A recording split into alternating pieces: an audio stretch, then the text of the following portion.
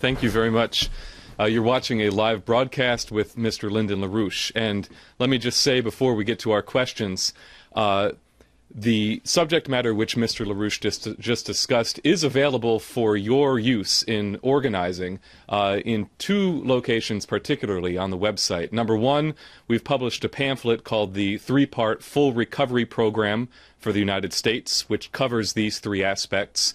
That's available. It's under the title Platform for a New Presidency, and also a special report on NWAPA 21, authored by Michael Kirsch and others. Now, I would like to ask Dennis Mason to come to the podium to pose the first question.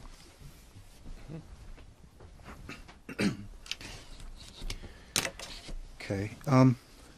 The first question that I have here comes from a contact in Washington, D.C. on the question of the debt. Before I ask the question per se, I want to kind of situate it. The Congress is coming back into session scheduled for this Sunday evening on the questions of the fiscal cliff. And as far as we can tell, the whole place is abuzz with questions of bailout and continuing to austerity policy. Adding to this, Tim Geithner sent a letter to the Congress saying that come January 1st, the debt ceiling will be reached, but he could pull $200 billion out of a hat to try and extend that. So this is the environment which is in Washington, D.C. right now. At the same time, as you had said in your remarks, Europe is completely disintegrating. There's been a major push recently out of Italy, Germany, and France for a financial dictatorship centered out of the European Monetary Union, centered out of Brussels. And as part of this, the Prime Minister of Italy, Mario Monti, who was installed, it's now looking like he's going to be running to be voted in as Prime Minister, and he's put out a 25-page manifesto on this idea of consolidating a dictatorship under financial auspices for Europe. So you have that, but at the same time, you know, as Matt mentioned at the beginning of the broadcast, your interview was published in the Washington Times on the question of, you know, explaining how America's economy can win again, is how they titled it. With, at the same time, the Financial Times ran a poll. They took a poll in Britain, the House of Commons, and found that within the House of Commons, there's 60% of them who explicitly are in support of Glass-Steagall. Now, this comes on top of what they published last weekend on this question of an actual separation of the banks. So in this context, I want to read the question from the questioner per se, and they say, regardless of the outcome of the fiscal cliff showdown, barring a fundamental change in U.S. policy, the national debt will reach somewhere between 22 and 25 trillion by the end of a second Obama term. Now, this clearly is an impossible situation. Now, what is to be done to actually solve this much bigger debt crisis?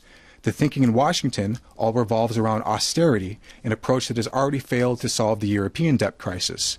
What are your alternatives? I'm pleased to take this question up.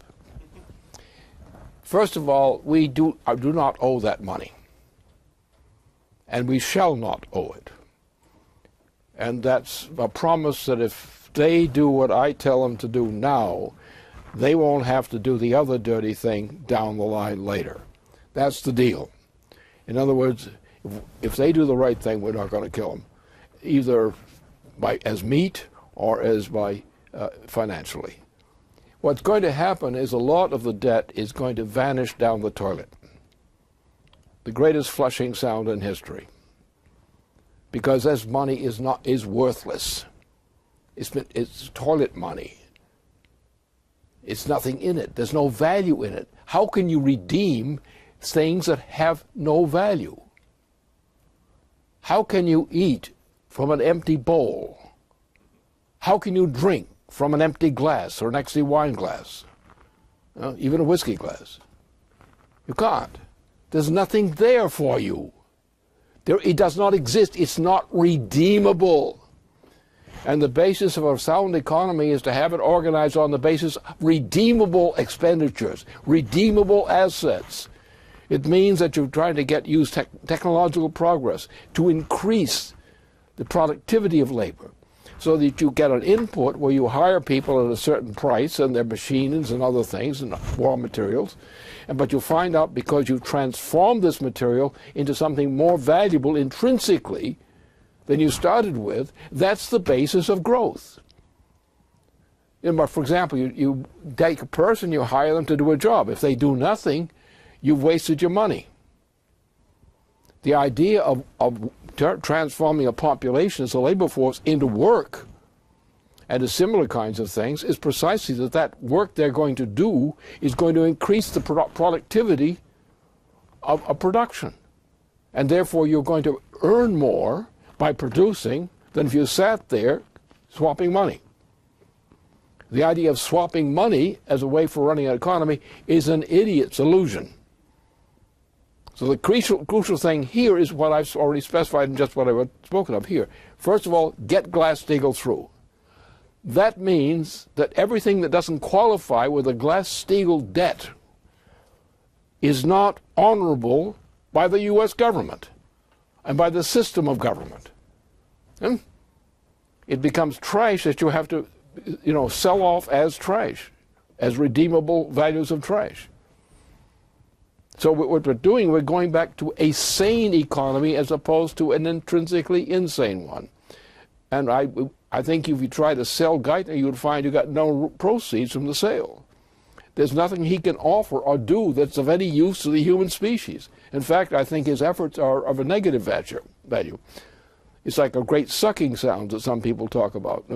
It's just sucked down. So the point here is if we do the 3 steps, and if we reach out to other parts of the world to say, we're getting rid of this garbage, this hyperinflationary garbage, this speculation is over. It's not worth anything. There's not a single bank engaged in this speculation which can produce values, actual values, which in net effect amount to anything except a shrinking of the income, the physical income per capita.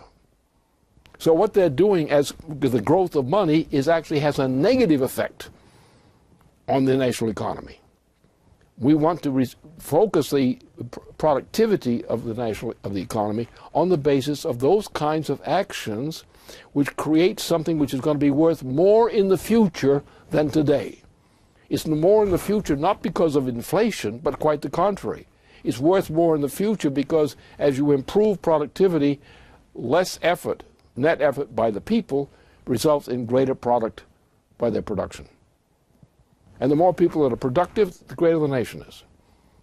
And that was the way on which our republic was founded, and besides some mistakes that were made by Jefferson and others, and especially, the evil crowd that came in 1928 or 1828, that we get rid of that. So that's the point. We have in our hands, on the basis of an attitude by us, to extend our policy as a policy of orientation toward cooperation. I'm sure we can get a first-hand agreement with Britain on such a reform. They've indicated it strongly. 60% of the Commons indicate that direction. It's a very strong pitch, and there's no hope for the United Kingdom without it. They go in the soup too. The problem, as I said, the real problem we have to face is the fact that under the Euro system, which is already in a hyperinflationary, explosionary form, there's no hope for Western and Central Continental Europe, unless we reform that too. If the United States and the United Kingdom agree on this particular reform, and there's strong indications from the Commons that the United Kingdom would agree, then we have the means, by a negotiation with Russia and China and India and so forth, we have the means to create the circumstance, the market circumstance, for a recovery of the economies of Western and Central Europe, continental Europe. And of course there's Africa, but the point is the whole issue of Africa and of the Middle East, which is now a hellblot, the whole issue there is we need programs which are international programs which can feed into the needs of Africa and feed into the redemption of other areas which need it. That's, I think, is the summation of what the situation is.